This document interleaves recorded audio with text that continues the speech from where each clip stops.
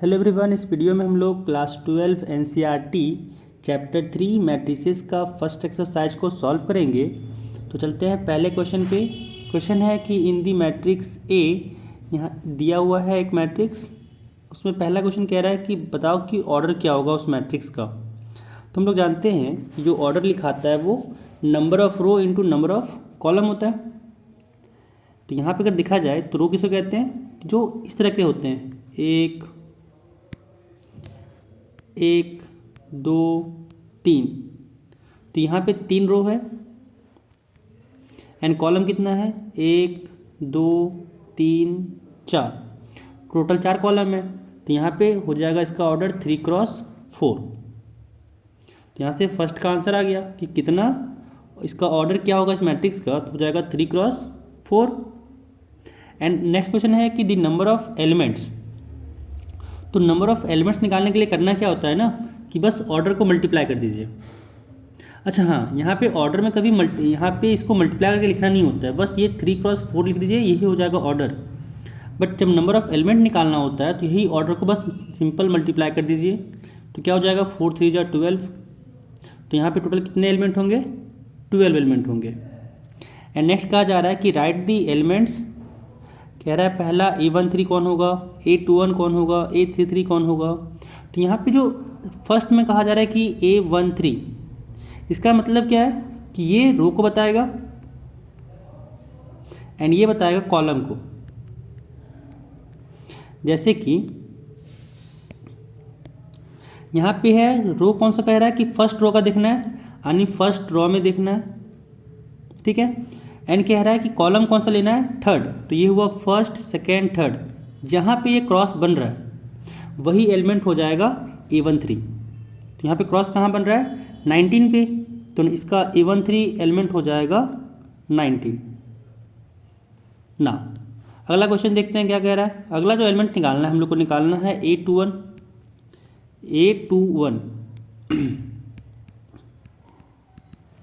तो यहाँ पे क्या करना है, ये बताता है पहला जो है वो बताता है रो को एंड ये बताता है कॉलम को। तो कौन सा रो देखना है इस बार, सेकेंड रो। तो सेकेंड रो में मार्क किए एंड कौन सा कॉलम देखना है, फर्स्ट। तो फर्स्ट कॉलम देखें कहाँ पे ये क्रॉस बना, तो 35 पे। तो 8 to 1 क्या हो जाएगा, 35 हो जाएगा। अगला क्या कह रहा है, अगला निकालना है हम लोग को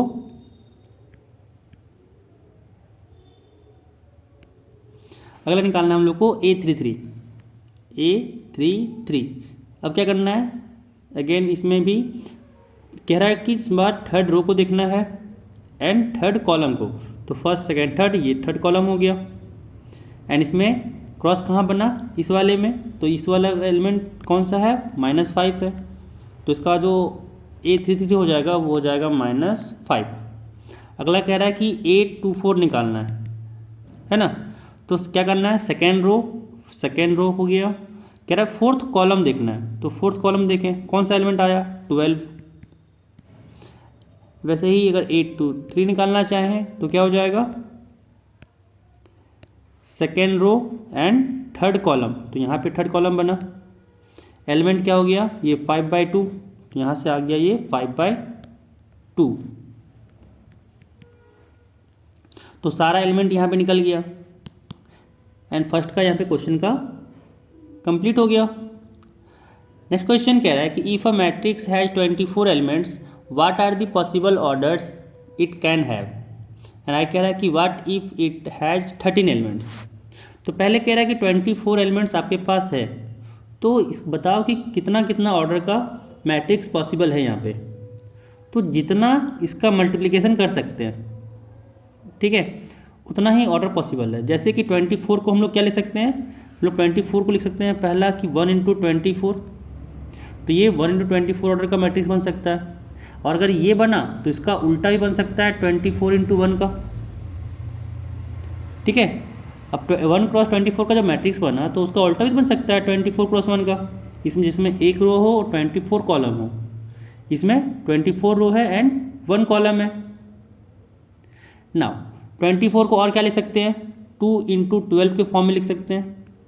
तो 2 × 12 हुआ तो इसको 12 × 2 के फॉर्म में भी लिख सकते हैं मैट्रिक्स को। ऐसे ही अगर देखा जाए तो यहाँ पे हम लोग इसको और कैसे फैक्टर कर सकते हैं, 3 × 8 के फॉर्म में। तो अगर 3 × 8 बना तो उसका उल्टा भी बनेगा, 8 × 3 के फॉर्म में भी बनेगा। अगला क्या होगा, 4 × 6 बनेगा, तो 6 × 4 ही बनेगा। ठीक है, एंड इसके बाद कोई और बन सकता है 24 लाने के लिए, और कोई मल्टीप्लिकेशन कर सकते हैं, तो नहीं पॉसिबल है। ठीक है, तो टोटल कितना यहाँ पे मैट्रिक्स बनेगा, कितना जो बनेगा matrix, total number of matrix वो 8 बनेगा। एक हो जाएगा 1 × 24 ऑर्डर का, एक हो जाएगा 24 × 1 ऑर्डर का, दूसरा है 2 × 12 एंड 12 × 2 का, फिर 3 × 8 एंड 8 × 3 का, 4 × 6 एंड 6 × 4 का। तो टोटल यहाँ पे कितना नंबर ऑफ मैट्रिक्स फॉर्म करेगा, 8 टाइप का, जिसका ऑर्डर यहाँ पे दिया हुआ है। एंड आगे कह रहा है कि 13 एलिमेंट है, तो 13 एलिमेंट से कितना टाइप का मैट्रिक्स बना सकते हैं, कितना ऑर्डर का बना सकते हैं मैट्रिक्स। तो यहाँ पे अगर 13 को फैक्टर करें तो 13 का फैक्टर 1 एंड खुद 13 ही होता है, तो इसके कारण से यहाँ पे बस 2 ऑर्डर का मैट्रिक्स पॉसिबल होगा। एक होगा 1 × 13, दूसरा होगा 13 × 1 का। यहाँ पे एक चीज़ याद रखिएगा कि जब भी यहाँ पे प्राइम नंबर रहे तो प्राइम नंबर में ऑलवेज 2 ही मैट्रिक्स बनता है, 2 ही ऑर्डर का मैट्रिक्स बनता है, एक 1 × p और दूसरा p × 1 का। ठीक है, जब भी प्राइम नंबर आपको मिलेगा ऑलवेज 2 ऑर्डर का मैट्रिक्स बनेगा, एक 1 × p का, दूसरा p × 1 का। एंड 24 जो दिखा जा रहा है 24 एलिमेंट्स, तो इसमें हम लोग को फैक्टर पहले निकालना पड़ता है। जैसे यहाँ पे फैक्टर क्या होता है, 1 2 3 4 एंड, तो यहाँ पे हम लोग फैक्टर के बेसिस पे हम लोग निकाल सकते हैं कि कैसे यहाँ पे हम लोग इसको ऑर्डर निकाला जा सके।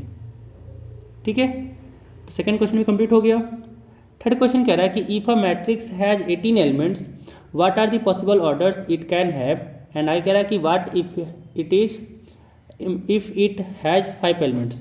तो पहले कहा जा रहा है कि 5 एलिमेंट है, तो अगर 5 एलिमेंट से पहले के निकालने चाहे तो ऑब्वियस है 5 प्राइम नंबर है। तो ही बताए थे क्या कि अगर प्राइम एलिमेंट रहता है तो उसका 2 ही मैट्रिक्स पॉसिबल होता है, तो हो जाएगा एक 1 × 5 का, दूसरा हो जाएगा 5 × 1 ऑर्डर का। तो 5 एलिमेंट के लिए 2 मैट्रिक्स हो जाएगा, बट 18 के लिए निकालना हो तो 18 को फिर फैक्टर के फॉर्म में लिखा जाएगा कि 18 को लिख सकते हैं 1 × 18, तो दूसरा क्या हो जाएगा इसका 18 × 1 के लिए, दूसरा क्या हो जाएगा 18 को लिख सकते हैं 2 × 9, तो 2 × 9 और एक मैट्रिक्स बन जाएगा 9 × 2 का। अगला क्या लिख सकते हैं 3 × 6 18 को लिख सकते हैं, यानी 3 × 6 का एक मैट्रिक्स बना और एक 6 × 3 ऑर्डर का मैट्रिक्स बना। एंड आगे क्या पॉसिबल है इसका कुछ, तो यहाँ से कह सकते हैं कि बस यही फैक्टर के फॉर्म में लिख सकते हैं, मल्टीप्लिकेशन के फॉर्म में लिख सकते हैं, आगे और कोई मैथ यहाँ पे पॉसिबल ही नहीं है। तो कितना ऑर्डर पॉसिबल टोटल यहाँ पे 6, एंड इसके लिए 2। ठीक है, तो थर्ड क्वेश्चन भी यहाँ पे कंप्लीट हुआ। नेक्स्ट क्वेश्चन कह रहा है 4th नंबर की कंस्ट्रक्ट अ 2 × 2 मैट्रिक्स, जहाँ पे ए दिया हुआ है, कह रहा है whose elements are in given by, जहाँ पे ए आई जे को डिफाइन किया गया है। ठीक है, तो पहले निकालते हैं जो 2 × 2 मैट्रिक्स से बना ए, उसको क्या कह सकते हैं, कौन सा होगा A11, जहाँ पे first row first column, A12 first row second column, third element क्या होगा A21 second row first column and A22। Total यहाँ पे 4 एलिमेंट होगा 2 × 2 मैट्रिक्स में। ठीक है, तो पहले निकालना हम लोग क्या A11, तो A11 के लिए क्या हो जाएगा I1 J1, तो यहाँ पे निकाल सकते हैं पुट करके, हो जाएगा 1 + 1 का स्क्वायर डिवाइडेड बाई 2, एंड यहाँ से क्या आ गया 2 × 2/2, एक 2 से 2 कट गया, यहाँ बचा 2। अगर सेकेंड एलिमेंट निकालना चाहें A12 करके निकालना चाहें तो क्या हो जाएगा I की जगह पे 1 प्लस J की जगह पे 2 का स्क्वायर डिवाइडेड बाई 2, एंड यहाँ से आ जाएगा 1 + 2 3 का स्क्वायर 9/2। तीसरा एलिमेंट निकालते हैं A21, I की जगह पे 2 प्लस J की जगह पे 1, यहाँ पे स्क्वायर डिवाइडेड बाई 2, यहाँ से आ गया अगेन 3 का स्क्वायर 9/2। अगला एलिमेंट निकालना चाहें तो A22 है, I की जगह पे 2, J की जगह पे 2 स्क्वायर बाई 2, यहाँ से आ गया 4 का स्क्वायर 16/2, कट के आ गया 8, तो यहाँ से जो मैट्रिक्स फॉर्म किया वो मैट्रिक्स फॉर्म किया 2, यहाँ भी 9/2, यहाँ भी 9/2, 9/2 एंड फिर ये एलिमेंट हो गया 8। तो जो मैट्रिक्स चाहिए था रिक्वायर्ड मैट्रिक्स वो यहाँ पे ये हो जाएगा। नेक्स्ट क्वेश्चन यहाँ कह रहा है कि इस बार AIJ को डिफाइन किया गया है I/J के फॉर्म में, ठीक है। तो जो मैट्रिक्स फॉर्म करेगा वो तो वही मैट्रिक्स रहेगा, कौन सा, A11, A12, A21, A22। तो यहाँ से A11, A12, A21 और A22 निकालना होगा हम लोग को। तो यहाँ से अगर हम लोग A11 निकालें तो क्या हो जाएगा, I/J, तो यहाँ से 1/1 हो जाएगा एंड यहाँ पे आ जाएगा 1। एंड अगर हम लोग निकाल लें A12 तो क्या हो जाएगा, I/J अगेन करना है, तो यहाँ से हो जाएगा 1/2। यहाँ से निकालना है A21 को, तो A21 क्या हो जाएगा, I/J करना है यानी 2/1 हो जाएगा, यानी यहाँ से आ गया 2। एंड निकालना है यहाँ से A22, तो A22 क्या हो जाएगा, I/2/J भी 2 है, तो 2/2 कट के आ गया यहाँ पे 1। तो जो हम लोग को मैट्रिक्स फॉर्म किया A, वो कौन सा मैट्रिक्स हो गया, 1, 1/2, 2, 1। एंड यहाँ से सेकेंड का भी, 4 का सेकेंड पार्ट का भी आंसर आ गया, मैट्रिक्स जो निकालना था।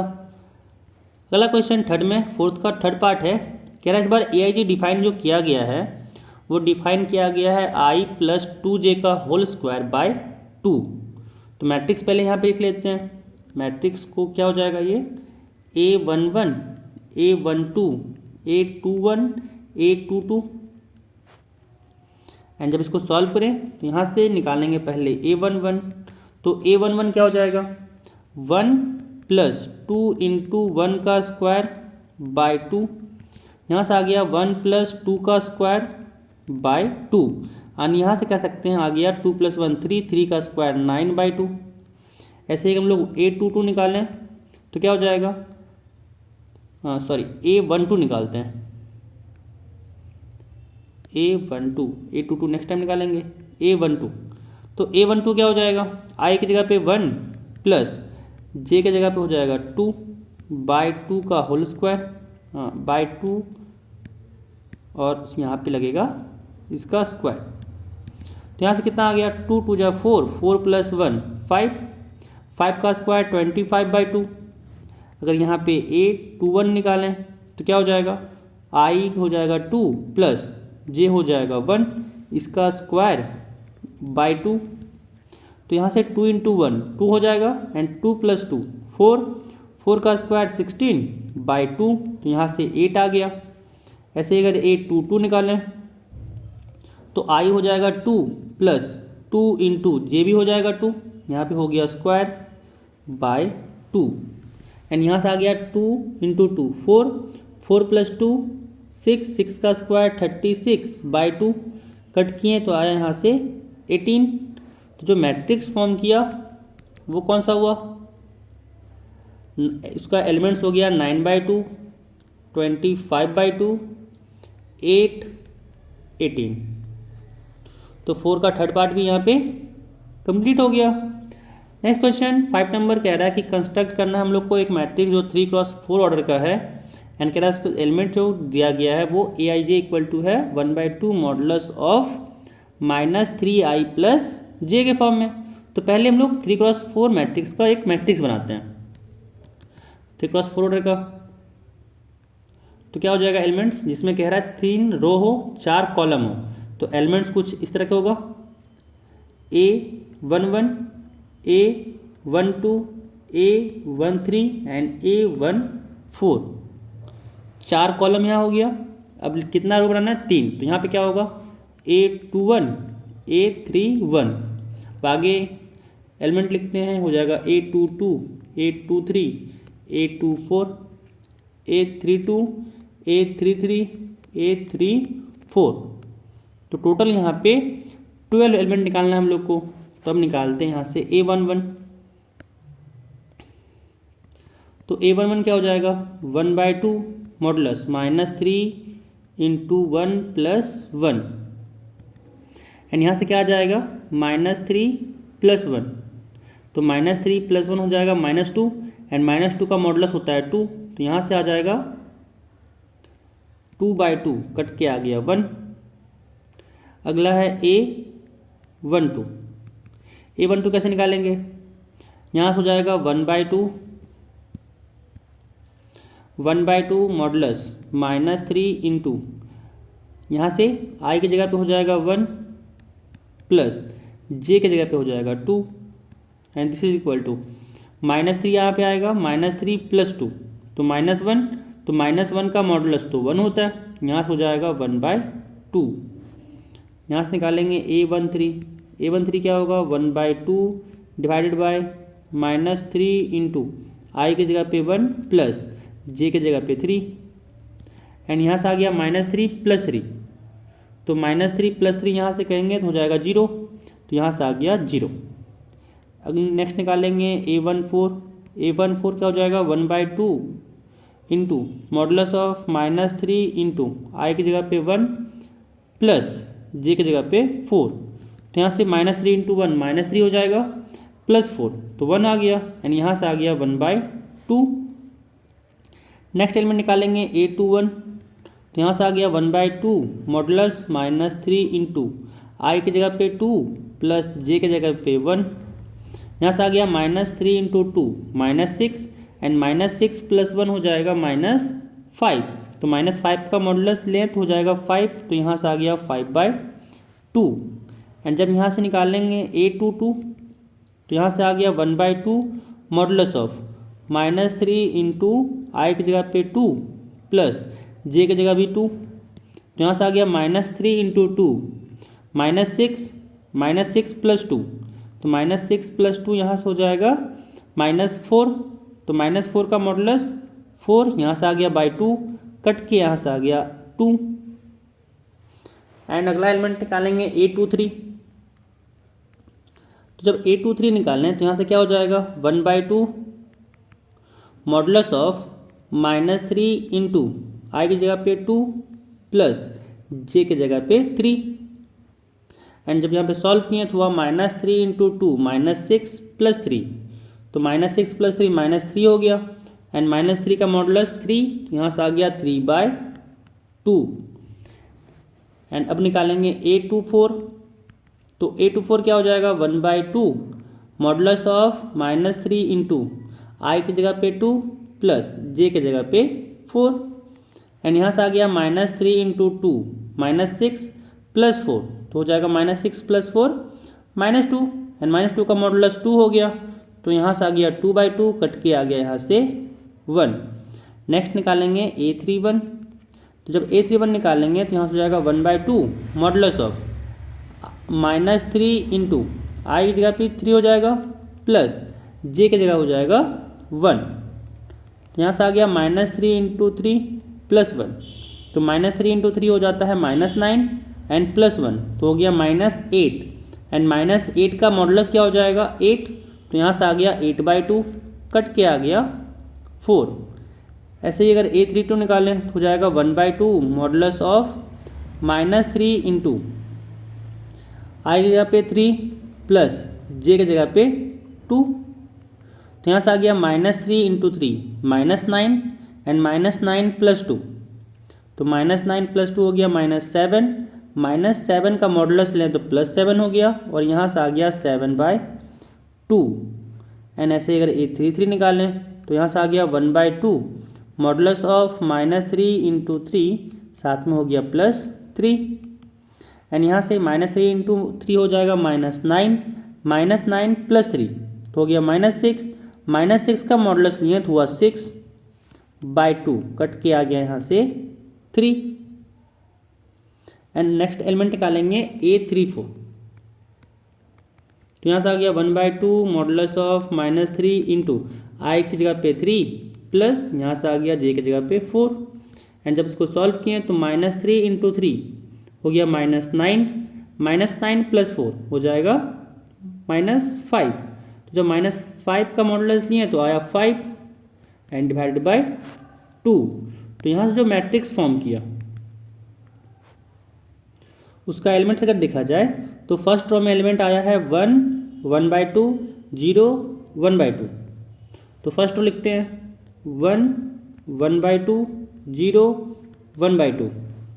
सेकेंड रो का एलिमेंट क्या है 5/2, 2, 3/2, 1, 5/2, 2, 3/2, 1। सेकेंड रो का एलिमेंट क्या है, थर्ड रो का एलिमेंट क्या है 4, 7/2, 3 एंड 5/2। तो 4, 7/2, 3, 5/2। तो ये हो गया हम लोग का रिक्वायर्ड मैट्रिक्स। ठीक है।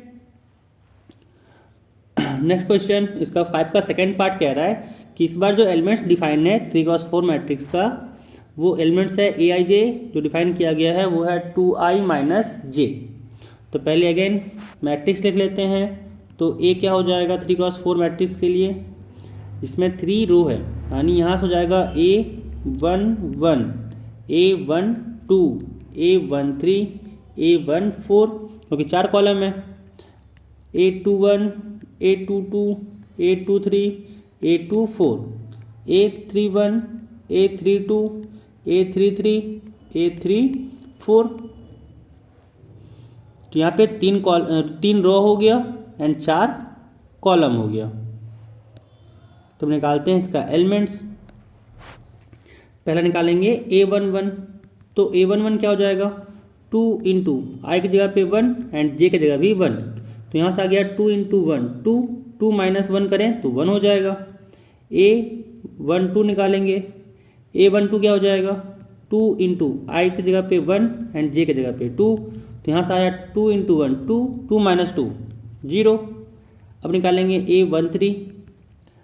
2 इंटू आई की जगह पे 1 माइनस जे की जगह पे 3। यहाँ से आ गया 2 इंटू 1 2 एंड -3। तो 2 - 3 क्या हो जाएगा 2 - 3 हो गया -1। A14 निकालें। तो यहाँ से आ गया 2 इंटू 1 - 4। तो 2 इंटू 1 2 हो गया, जब -4 किए तो यहाँ से आ गया -2। एंड नेक्स्ट निकालेंगे A21। A21 क्या हो जाएगा 2 इंटू आई की जगह पे 2 एंड जे की जगह पे 1। तो यहाँ से आ गया 2 इंटू 2 4, 4 - 1 हो गया 3। एंड नेक्स्ट निकालेंगे A22। यहाँ से हो जाएगा 2 इंटू आई की जगह पे 2 एंड जे की जगह भी 2। तो यहाँ से हो गया 2 इंटू 2 4, 4 - 2 हो गया 2। A23 निकालें तो हो गया 2 इंटू 2 -3। तो यहाँ से हो गया 2 इंटू 2 4, 4 - 3 यहाँ से हो गया 1। एंड जब निकालेंगे हम लोग यहाँ पे A24, तो यहाँ से हो गया 2 इंटू 2 -4। यहाँ से 2 इंटू 2 4 आया, 4 - 4 हो गया 0। अब नेक्स्ट निकालेंगे हम लोग A31। तो A31 क्या हो गया 2 इंटू 3 -1। तो 2 इंटू 3 किए तो वह 6, 6 - 1 हो गया 5। A32 निकालेंगे, हो जाएगा 2 इंटू 3 -2। यहाँ से आ गया 3 2 + 6, 6 - 2 4। A33 निकालें तो हो गया 2 इंटू 3 -3। यहाँ से हो गया 3 2 + 6, 6 - 3 3 हो गया। अब निकालेंगे A34। तो यहाँ से आ गया 2 इंटू 3 -4। तो ये हो गया 3 2 + 6, 6 - 4 यहाँ से आ गया 2। तो यहाँ पे सारा एलिमेंट आ गया। अब सारा एलिमेंट को यहाँ पे मैट्रिक्स में रख देते हैं। तो यहाँ से आ गया 1 0 -1 -2। तो फर्स्ट रो का एलिमेंट यहाँ पे हो जाएगा 1 0 -1 -2। एंड सेकेंड रो का अगर एलिमेंट देखा जाए तो यहाँ से है 3 2 1 0। तो यहाँ हो गया 3 2 1 0। एंड थर्ड रो का एलिमेंट की बात किया जाए तो यहाँ पे है 5 4 3 2। तो यहाँ पे पुट करते हैं, हो गया 5 4 3 2। तो यहाँ से 5 का सेकेंड नंबर जो क्वेश्चन था वो भी कंप्लीट हो गया। नेक्स्ट क्वेश्चन 6 में कह रहा है कि find the values of x y and z from the following equations. तो यहाँ पे अगर देखा जाए तो इक्वल मैट्रिक्स वाला कंडीशन लगेगा। तो यहाँ पे हम लोग एलिमेंट कोरस्पॉन्डिंग एलिमेंट्स को इक्वेट कर सकते हैं। तो 4 को इक्वेट करेंगे 1 से, क्योंकि A11 यहाँ पे B11 के इक्वल होगा, A12 B12 के, A21 B21 के एंड A22 B22 के इक्वल होगा। तो यहाँ से क्या आ गया, यहाँ से आ गया 4 इक्वल टू वाई, यहाँ से आ गया 3 इक्वल टू जेड, यहाँ से आ गया x इक्वल टू 1। तो यहाँ से एक्स वाई जेड का वैल्यू आ गया, क्या हो गया, x इक्वल टू 1 हो गया, y इक्वल टू 4 हो गया एंड z इक्वल टू 3 हो गया। अगर ऐसे ही सेकेंड में देखा जाए तो यहाँ पे अगर कॉरस्पॉन्डिंग एलिमेंट्स को इक्वेट करें तो यहाँ से आ गया x plus y equal to 6 and यहाँ से अगर देखा जाए तो 5 प्लस जेड इक्वल टू हो गया 5 एंड अगला अगर देखा जाए तो x into y equal to हो गया 8। तो यहाँ अगर देखा जाए तो 5 से 5 यहाँ पे अगर देखा जाए तो 5 से 5 कट जाएगा, क्योंकि 5 उधर भेजेंगे तो 5 माइनस 5 हो जाएगा 0। तो यहाँ से z 0 आ गया एंड यहाँ पे x प्लस वाई 6 है और x इंटू वाई 8 है। तो हम लोग को निकालना है x y का वैल्यू। तो हम लोग एक फॉर्मूला जानते हैं कि x माइनस वाई का जो स्क्वायर होता है वो क्या होता है, x प्लस वाई का स्क्वायर साथ में माइनस 4xy। तो यहाँ से x प्लस वाई दिया हुआ है 6, यहाँ से हो गया 6 का स्क्वायर माइनस 4xy यानी 4 इंटू 8, यहाँ से आ गया 6 का स्क्वायर 36 माइनस 8 इंटू 4 हो जाएगा 32, यानी यहाँ से देखा जाए तो x माइनस वाई का स्क्वायर आ गया 4। तो यहाँ से x माइनस वाई क्या हो जाएगा, प्लस माइनस 2। तो एक बार x plus y equal to 6 and x minus y equal to 4 को सॉल्व करेंगे एंड एक्स वाई निकालेंगे एंड एक बार x plus y equal to 6 and x minus y equal to minus 2 को सॉल्व करेंगे एंड एक्स वाई का value निकालेंगे, ठीक है।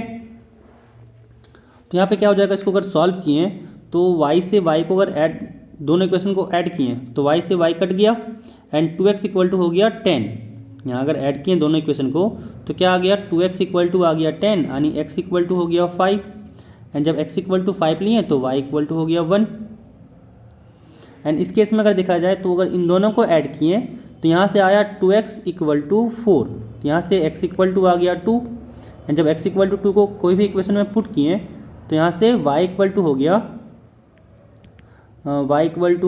4।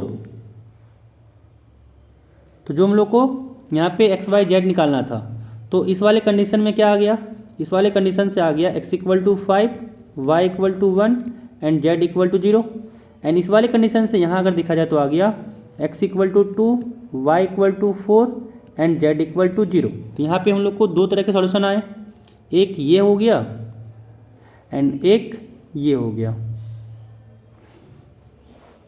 तो सेकेंड के दो सॉल्यूशन एंड फर्स्ट में एक सॉल्यूशन आया ये।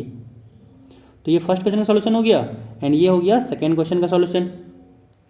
इसी का थर्ड पार्ट यहाँ पे कह रहा है कि इस बार लेना है जो वो दिया हुआ है x plus y plus z equal to 9, x plus z दिया हुआ है 5 एंड y प्लस जेड दिया हुआ है 7, ठीक है। तो क्या करते हैं यहाँ पे कि x प्लस जेड दिया हुआ है 5, तो यहाँ पे क्या करते हैं, इक्वेशन नंबर 1 में पुट करते हैं, इसको 1 कहते हैं, इसको 2 कहते हैं एंड इसको 3 कहते हैं। तो जब x प्लस जेड का वैल्यू अगर 1 में हम पुट करें तो यहाँ से क्या हो जाएगा, यहाँ से आ गया 5 plus y equal to 9 and यहाँ से y इक्वल टू आ गया 9 माइनस 5 यानी 4 एंड जब y का वैल्यू 4 यहाँ पे पुट करें इक्वेशन 3 में तो यहाँ से क्या हो जाएगा 4 प्लस जेड इक्वल टू 7 यानी z इक्वल टू यहाँ से आ गया 7 माइनस 4, तो z इक्वल टू क्या हो गया 3 एंड जब z इक्वल टू 3 को पुट करें हम इस इक्वेशन में तो यहाँ से क्या आ गया x प्लस 3 इक्वल टू 5 यानी x इक्वल टू आ गया 5 माइनस 3 और x इक्वल टू यहाँ से हो गया 2। जो हम लोग को सॉल्यूशन चाहिए था वो क्या आ गया, यहाँ से आ गया x equal to 2 y equal to 4 and z equal to 3। तो ये हम लोग का हो गया रिक्वायर्ड सॉल्यूशन, जो हम लोग को वैल्यू चाहिए था एक्स वाई जेड का। तो 6 क्वेश्चन यहाँ पे कंप्लीट हो गया। नेक्स्ट क्वेश्चन 7 है, कह रहा है find the value of a b c and d from the equation. यहाँ पे पहले इक्वेशन को इक्वेट करते हैं पहले इक्वेशन यहाँ पे बनाते हैं मैट्रिक्स को इक्वेट करके। तो यहाँ से जब मैट्रिक्स को इक्वेट किए हैं कॉरस्पॉन्डिंग एलिमेंट्स को, तो यहाँ से आया a minus B equal to -1 and 2a plus C equal to आया 5। Similarly 2a minus B equal to आ गया 0 and 3c plus D equal to आ गया यहाँ से 13। तो यहाँ पर अगर देखा जाए तो इस वाले इक्वेशन में b इक्वल टू लिख सकते हैं 2a। जब b इक्वल टू 2a को हम यहाँ पे पुट करें तो यहाँ से क्या आ जाएगा, यहाँ से अगर पुट करने पे आ गया a minus of 2a equal to -1 और यहाँ से आ गया माइनस a इक्वल टू -1, तो माइनस से माइनस कट गया, a इक्वल टू आ गया 1 एंड जब a इक्वल टू 1 हम लोग यहाँ पे पुट किए तो यहाँ से कितना आ गया, b इक्वल टू आ गया 2 इंटू 1 यानी b इक्वल टू हो गया 2। ठीक है, तो a इक्वल टू 1 आ गया, b इक्वल टू आ गया। अब इस वाले इक्वेशन में हम a का वैल्यू पुट करते हैं तो यहाँ से आ गया 2 into 1 plus C equal to 5। तो c इक्वल टू आ गया 5 माइनस 2 यानी c इक्वल टू हो गया 3। और जब c का वैल्यू 3 को यहाँ पे पुट किए तो क्या आ जाएगा, 3 into 3 plus D equal to 13 यानी डी इक्वल टू आया 13 माइनस 3 3 जा 9 यानी डी इक्वल टू हो गया 4। तो जो हम लोग को वैल्यू चाहिए था वो हम लोग का यहाँ से आ गया ए बी सी डी का। ए का वैल्यू क्या हो गया 1, बी का वैल्यू हो गया 2, सी का वैल्यू हो गया 3 एंड डी का वैल्यू हो गया 4। तो यहाँ से हम लोग का चारों ए बी सी डी का वैल्यू आ गया। नेक्स्ट क्वेश्चन 8 नंबर कह रहा है कि ए जो है एक मैट्रिक्स है m क्रॉस n का। कह रहा है is a square matrix if, कि m क्रॉस n का एक मैट्रिक्स है, ये स्क्वायर मैट्रिक्स होगा m और n के किस कंडीशन के लिए, कि अगर m लेस देन n है तब, या m ग्रेटर देन n है तब, या फिर m इक्वल टू n के लिए, या फिर नन ऑफ दिस। तो जब स्क्वायर मैट्रिक्स का डेफिनेशन ही था कि रो इक्वल टू कॉलम होना चाहिए। कोई भी मैट्रिक्स A है इसको हम लोग स्क्वायर मैट्रिक्स कहेंगे, Aij m cross n order का मैट्रिक्स है एंड इस मैट्रिक्स को हम लोग स्क्वायर मैट्रिक्स कहेंगे जब क्या हो, number of row equal to number of column हो जाए। इट मीन्स क्या हो जाए, m इक्वल टू n हो जाए, क्योंकि m क्या होता है, नंबर ऑफ रोज यही है एंड n क्या होता है, नंबर ऑफ कॉलम। तो जब नंबर ऑफ रो और नंबर ऑफ कॉलम मैट्रिक्स में बराबर हो जाए तभी कहते हैं कि वो स्क्वायर मैट्रिक्स है, अदरवाइज हम लोग उसको स्क्वायर मैट्रिक्स नहीं कह पाएंगे। तो यहाँ से कौन सा ऑप्शन सही होगा, ऑप्शन सी, कि m इक्वल टू क्या होना चाहिए, n होना चाहिए, तभी वो मैट्रिक्स स्क्वायर मैट्रिक्स होगा। तो यहाँ पे 8 का भी ऑप्शन सी हो जाएगा। नेक्स्ट है क्वेश्चन 9 नंबर कह रहा है कि which of the given values of x and y make the following pair of matrixes equal, कि जो दो मैट्रिक्स है वो दोनों मैट्रिक्स इक्वल हो, ये किस एक्स वाई के लिए पॉसिबल है। ठीक है, निकालते हैं यहाँ से इक्वेशन। मान लेते हैं कि दोनों मैट्रिक्स को यहाँ पे इक्वल है, मान लेते हैं दोनों मैट्रिक्स इक्वल है एंड उसके लिए एक्स एंड वाई का वैल्यू निकाल देते हैं, काम हो जाएगा। ठीक है, तो यहाँ पे दोनों मैट्रिक्स को क्या करते हैं, इक्वेट करते हैं। तो इक्वेट करने पे आ गया 3x plus 7 is equal to 0 and यहाँ से आ गया